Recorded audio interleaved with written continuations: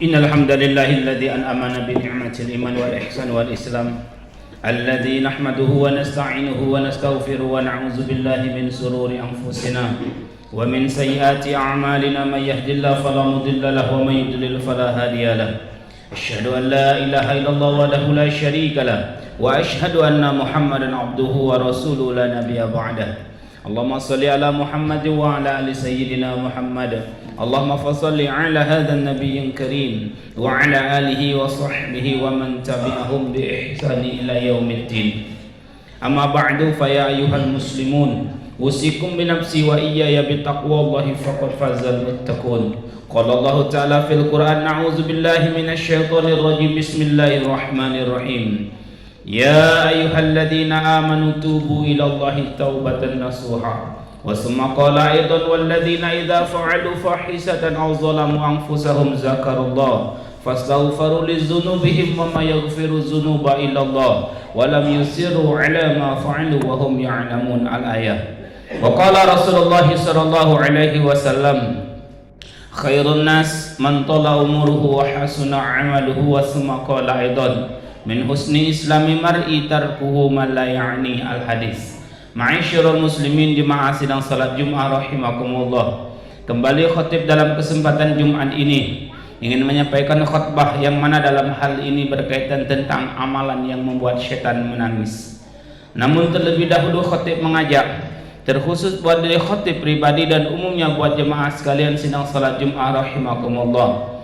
Marilah kita tingkatkan ketakwaan kita kepada Allah Subhanahu wa taala dengan senantiasa menjalankan apa yang sudah Allah perintahkan dan menjauhi apa yang sudah Allah larang dan mensyukuri atas segala nikmat yang sudah Allah berikan. Mudah-mudahan dengan demikian itu Allah menjadikan kita, Allah menggolongkan kita orang yang bertakwa di sisinya hingga Allah bantu kita dari segala masalah yang kita hadapi sesuai dengan janjinya. Wa may yattaqillaha yaj'al lahu makhraja wa yarzuqhu min haitsu la yahtasib. Barang siapa yang bertakwa kepada Allah, Allah akan berikan solusi jalan keluar dari masalah yang kamu hadapi dan Allah akan beri rezeki tanpa kamu sangka, tanpa kamu duga-duga. Wa tazawwadu fa inna khairaz zadi taqwa wa takuniya ulil albab. Berbekalah kamu sekalian dan sebaik-baik bekal adalah takwa. Dan bertakwalah kamu kepada Allah wahai orang-orang yang memiliki akal pikiran. Ma'asyiral muslimin jemaah sidang salat Jumat rahimakumullah. Di dalam hadis rawahu Imam Muslim, Nabi pernah berkata, "Idza qara'a ibnu Adam sajdatan fasajada i'tazala syaitanu yabki."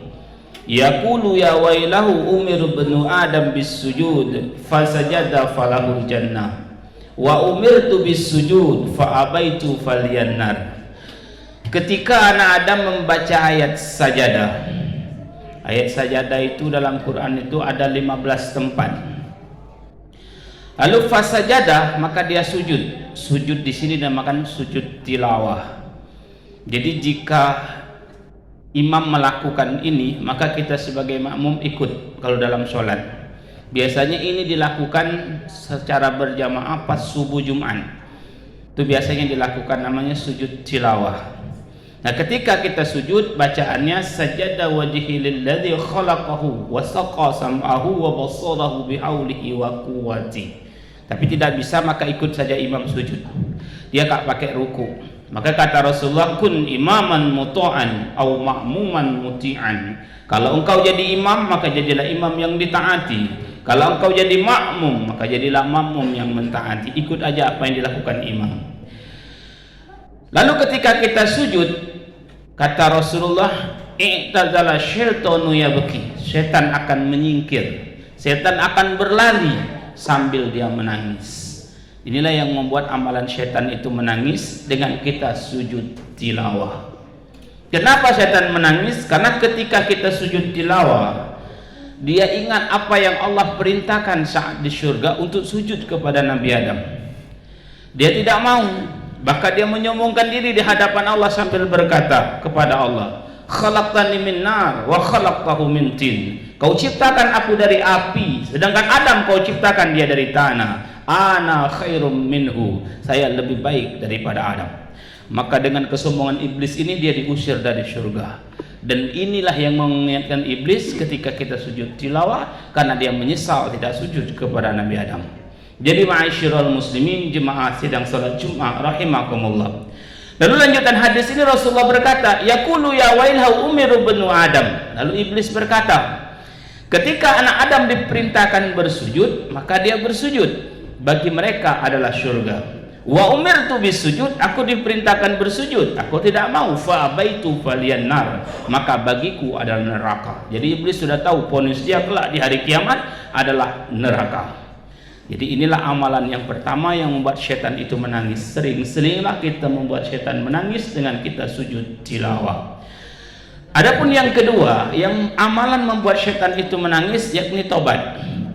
Tobat membuat setan menangis.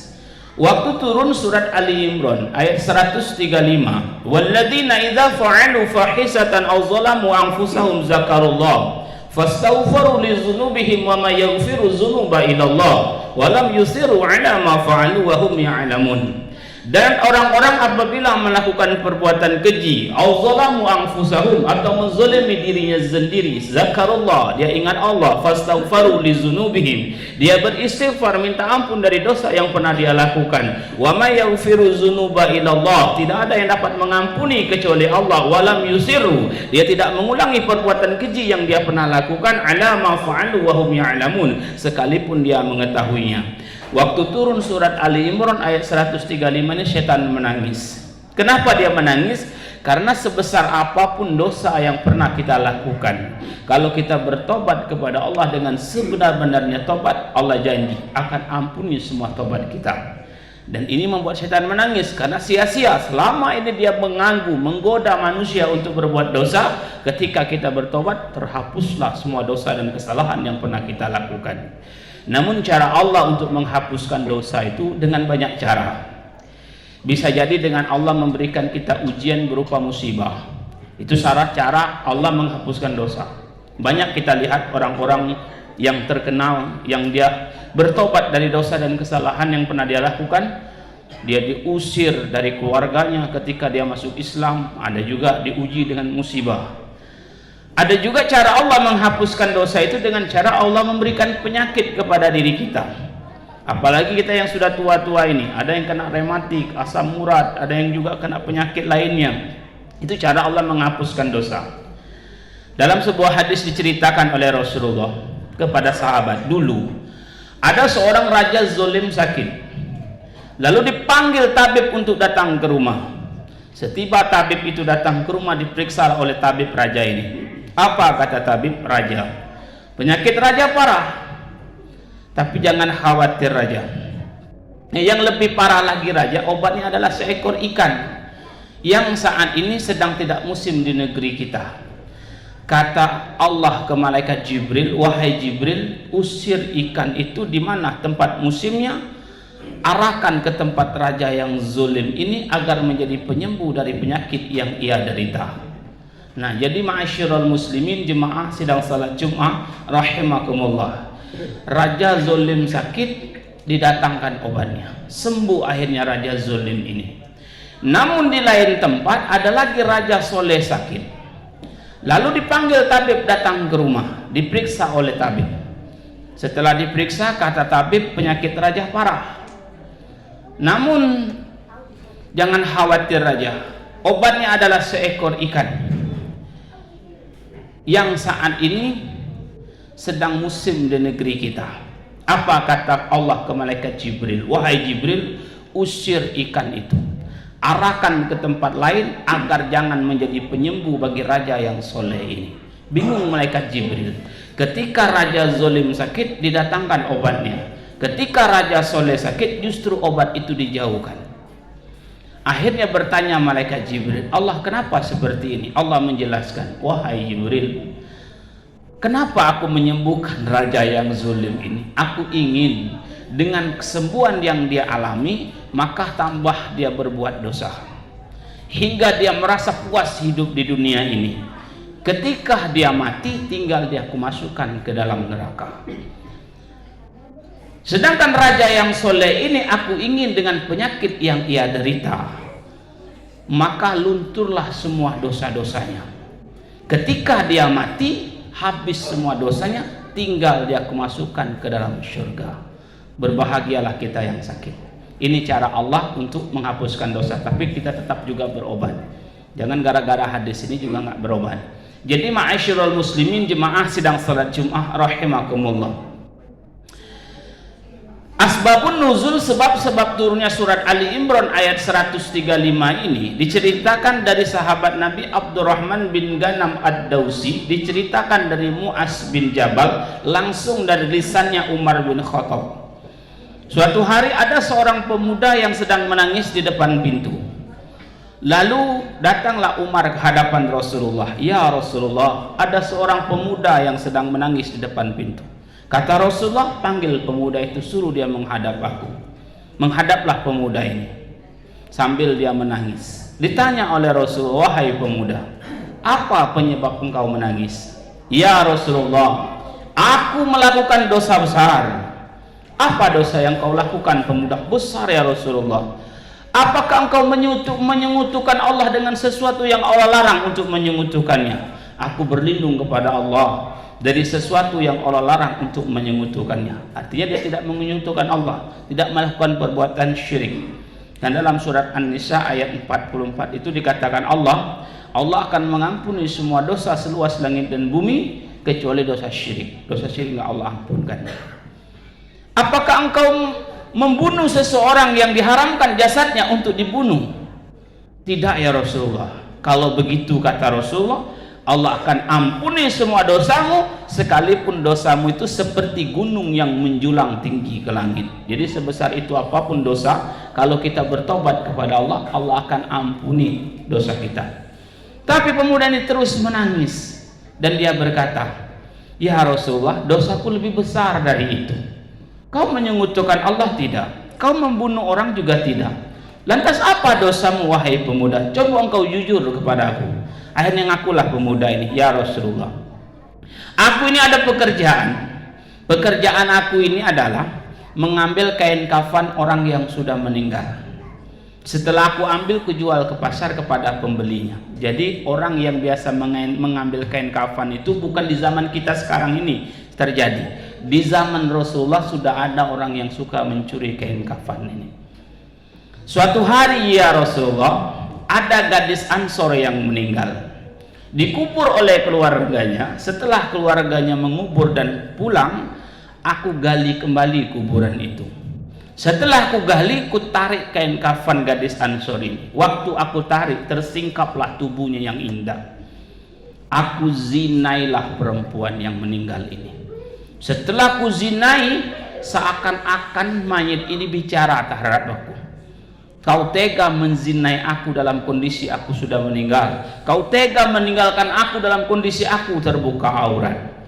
Maka ini menghantui aku setiap hari hingga aku menyesal dari kesalahanku. Kata Rasulullah, "Inyah kau dari hadapanku, pergi kau dari hadapanku." Marah langsung Rasulullah, "Dosamu tak akan diampuni oleh Allah." Larilah pemuda tadi sambil menangis. Tibalah di antara dua lembah, turunlah surat Ali Imran ayat 135. Inilah sebab-sebab turunnya. Walladzina idza fa'alu fahisatan aw zalamu anfusahum zakarullah fastaghfiru lidzunubihim wa ma yaghfiru dzunuba illa Allah wa lam yusirru 'ala ma fa'alu wa hum ya'lamun. Waktu turun surat Ali Imran ayat 135 ini, langsung Rasulullah bergegas mencari pemuda tadi. Tibalah di antara dua lembah dan Rasulullah mengabarkan kepadanya semua dosa yang pernah dia lakukan diampuni oleh Allah Subhanahu wa taala. Nah, jadi ma'asyiral muslimin jemaah sidang salat Jumat rahimakumullah. Makanya kata Allah dalam Al-Qur'an, "Ya ayyuhalladzina amanu," hai orang-orang yang beriman, "tubu ilallahi taubatan nasuha." Tobatlah kamu dengan sebenar-benarnya tobat. Innallaha yaqbalu taubatan minal 'abdi ma lam yughargir. Sesungguhnya Allah akan menerima taubat hambanya ma lam yughargir, selagi nafas masih ada di kerongkongan, selagi nafas masih ada di tenggorokan. Kapan saja kita mau bertobat, masih ada nafas kita ingat Allah, saat itu kita bertobat, masih Allah terima tobat kita. Ini terkhusus buat umat Nabi Muhammad, istimewa. Beda dengan umat Nabi Musa.